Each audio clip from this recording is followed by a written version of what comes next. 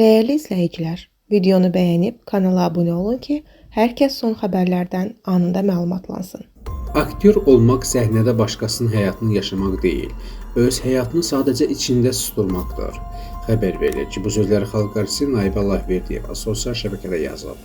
Əməkdar artist Çingiz Əhmədovla foto paylaşan aktrisa bunları əlavə edib. Aktyor 100 dəfə ölür, dirilir. Hər oynadığımız obraz bir parça ürək aparır bizdən. Biz sadəcə bu rolu oynadıq deyə düşünsək də, o şuuraltımızda öz izini qoyur. Dəfələrlə səhnədə xəsarətlər alırıq.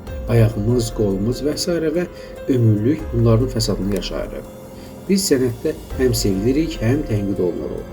Adi insan bəlkə də buna dözməz. Biz dözürük. Ona görə yox ki, bizə təsir etmir. Biz də insanıq. Sadəcə bizi sevənlərin və sənətin xatirinə dözürük. Deyirlər, acısı da şirin olur məhəbbətin. Azərbaycan aktyorları əsl fəda edirlər. Açıqlaması isə məndə qalsın.